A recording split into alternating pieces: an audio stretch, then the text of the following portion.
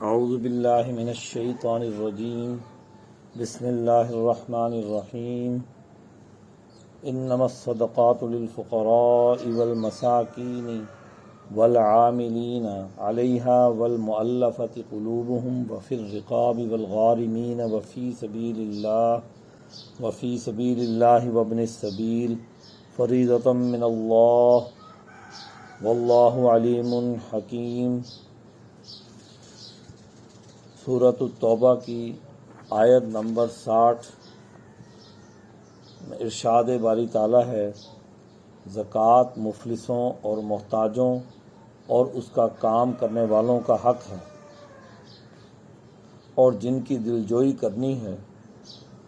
اور غلاموں کی گردن چھڑانے میں، اور قرض داروں کے قرض میں، اور اللہ کی راہ میں، اور مسافر کو، یہ اللہ کی طرف سے مقرر کیا ہوا ہے، اور اللہ جاننے والا اور حکمت والا ہے۔ اس آیت میں زکوٰۃ کے مصارف کو واضح کیا گیا ہے کہ زکوٰۃ کن لوگوں پر خرچ کی جا سکتی ہے، اس کے علاوہ زکوٰۃ کسی پر خرچ نہیں کی جا سکتی۔ منافقین نے حضور اکرم صلی اللہ علیہ وسلم پر یہ الزام لگایا کہ آپ ان مالوں کو جو آپ کے پاس اکٹھے ہوتے ہیں، ان کو آپ اپنی مرضی سے خرچ کرتے ہیں اور جسے چاہیں دیتے ہیں۔ تو اس پر واضح کر دیا گیا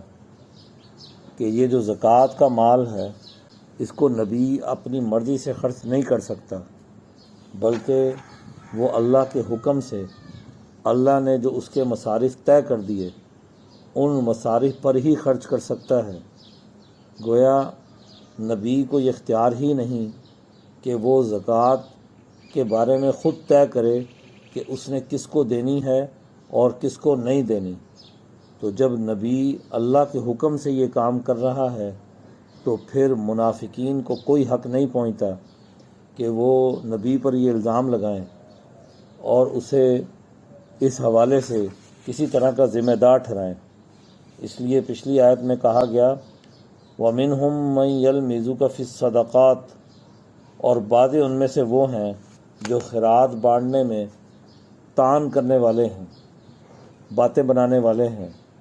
تو اس لیے اس میں بالکل واضح کر دیا گیا کہ یہ جو اللہ کی راہ میں خرچ کرنا ہے، یہ اللہ کا مقرر کیا ہوا ہے، فریضۃ من اللہ، یہ اللہ کی طرف سے مقرر کیا ہوا ہے کہ کس پر خرچ کرنا ہے اور کس پر نہیں۔ اور اللہ چونکہ وہ ایک علم رکھنے والی ذات ہے اور وہ حکمت والی ذات ہے، دنیا کے تمام علم اسی سے پھوٹے ہیں،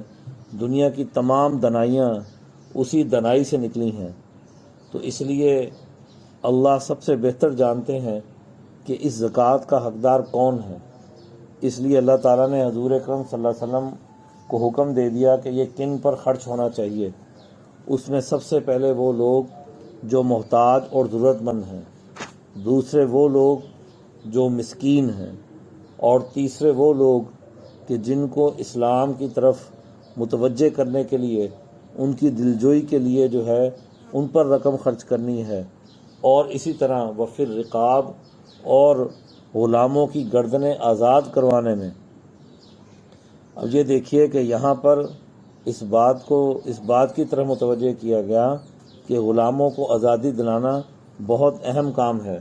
زکوٰۃ جیسی عبادت وہ اس کام پر خرچ ہونی چاہیے۔ تو یعنی اسلام ایک ایسا دین ہے جو انسانوں کی آزادی کے لیے کام کرتا ہے، انسانوں کو غلام رکھنا پسند نہیں کرتا، ان کو فکری آزادی بھی دلاتا ہے۔ وَمُؤَلِّفَاتِ قُلُوبُهُمْ جو کہا گیا کہ وہ لوگ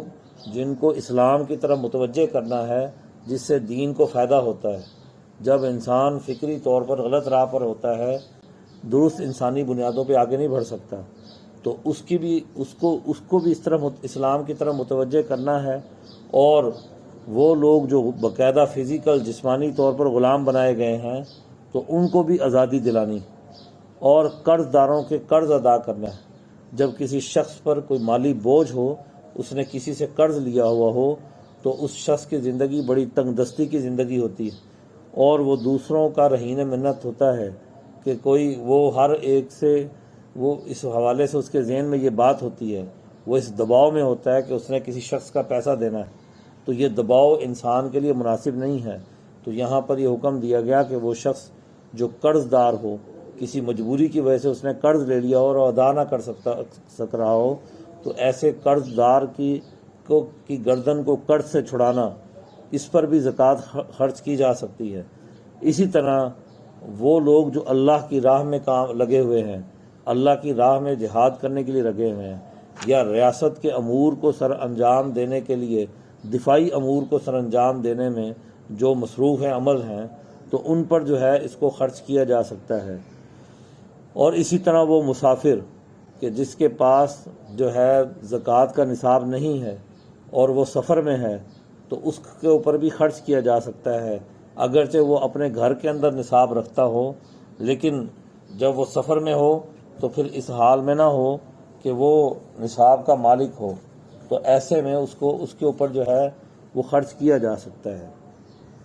تو اللہ تعالیٰ نے بڑا واضح کر دیا کہ یہ جو اصول ہیں یہ اللہ کی طرف سے مقرر کردہ ہیں، تو انہی پر خرچ کی زکوٰۃ انہی اصولوں پر خرچ کی جا سکتی ہے۔